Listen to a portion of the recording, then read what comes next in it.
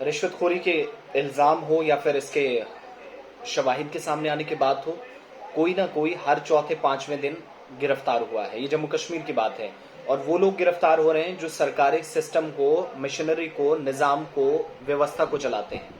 इसी तरीके से इसे एक और गिरफ्तारी, और आप हैरान होंगे कि एक सीनियर ऑफिसर कैसे गिरफ्तार होता है, वो भी 1.5 लाख की नकद रकम लेते हुए।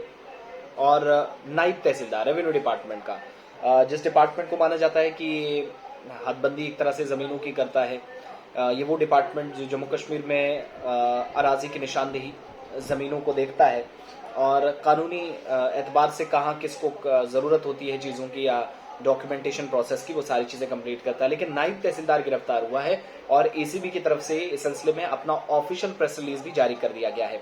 एंटी करप्शन ब्यूरो की ये तलवार लटकी है नायब तहसीलदार पर जम्मू सूबे के अंदर, और एंटी करप्शन ब्यूरो ने उस वक्त गिरफ्तार किया है जब जमीन के, जो मेरे सामने एसीबी की जो प्रेस रिलीज है वो बताती है कि एक प्लॉट के दस्तावेजात जारी करने के लिए एक दलाल से 1,50,000 रुपए रिश्वत लेते हुए रंगे हाथों गिरफ्तार किया गया।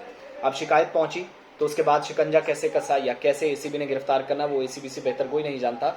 एसीबी के तर्जुमान ने जो इसकी तस्दीक की है कि अशोक शर्मा, जिसको जुमेरात की रात गिरफ्तार किया गया था, लेकिन केस में अब जाकर पता चला है कि इसने रमन गुप्ता के कब्जे से 9 लाख रुपए भी बरामद किए हैं। यानी एक और शख्स इसके साथ है।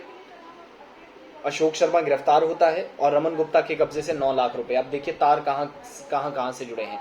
यही प्रेस रिलीज आगे जब हम इसमें जाते हैं तो पता चलता है कि अशोक शर्मा नायब तहसीलदार और उसके साथियों के खिलाफ फर्ज यानी जमीन के दस्तावेजात जारी करने के लिए 25 लाख रुपए की रिश्वत मांगने की शिकायत मौसूल हुई थी, जिसके बाद ये इन सब पर तलवार लटकी है। शिकायत करने वाले शख्स ने जो पुलिस के पास या एंटी करप्शन ब्यूरो के पास शिकायत दर्ज कराई थी, उसमें कहा कि उस वक्त के पटवारी रेवेन्यू एहलकार रविंदर भगत ने अपनी पहली बीवी के नाम पर अखनूर के मावरा कड़वा इलाके में एक जमीन के सिलसिले में फर्ज जारी करने या जो डॉक्यूमेंट्स थे रेवेन्यू डिपार्टमेंट से लेने थे, वो दरख्वास्त दी थी।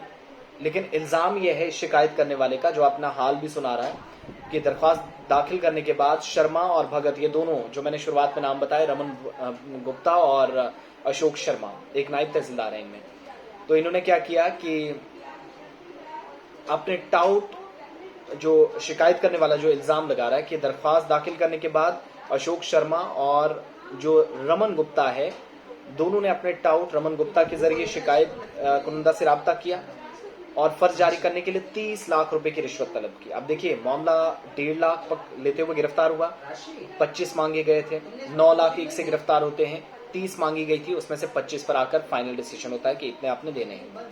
दोनों ने शिकायत कुनंदा से राब्ता किया, एसीबी के पास जब शिकायत पहुंची और 25 लाख रुपए की रकम पर बातचीत हुई।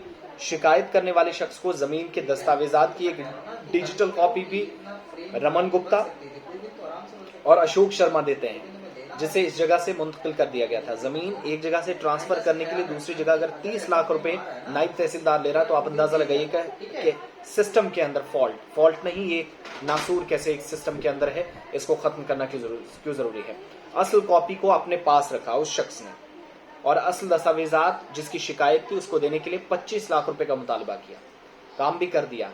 कर्ज उतारने वाली बात हो या यहाँ पर पैसे देने की बात हो, डॉक्यूमेंट्स पूरे करने की बात हो, जो रेवेन्यू एहलकार ने अपने डॉक्यूमेंट्स पूरे करके देने थे, ये सारी चीजें अपनी जगह।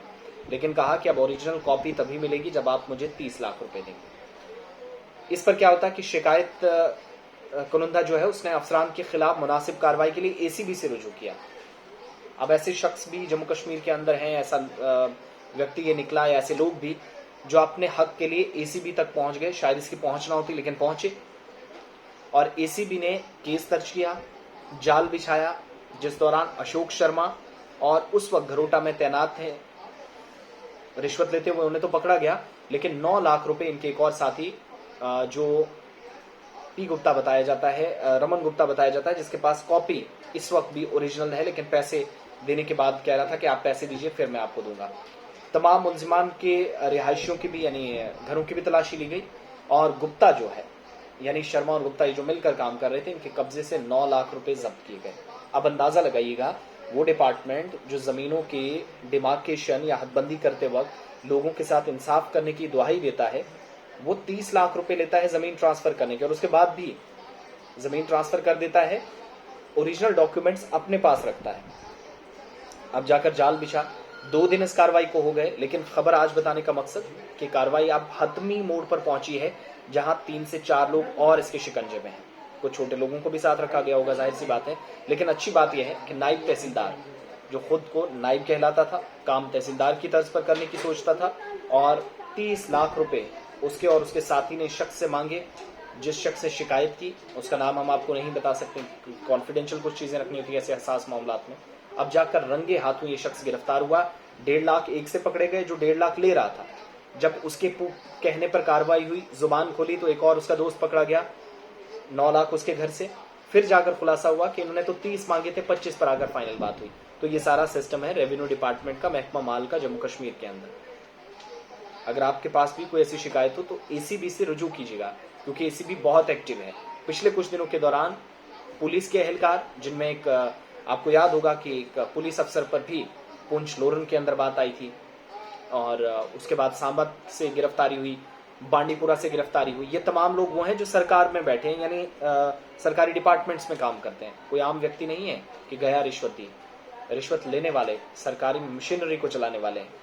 तो अंदाजा लगाइए, और इस मामले की हसासियत को समझते हुए एसीबी से जरूर रुजू करें। इसके लिए उनके प्लेटफॉर्म्स, मुख्तलिफ शिकायत करने के लिए जो प्लेटफॉर्म्स बनाए गए हैं, वहां पर भी आप अपनी बात रख सकते हैं।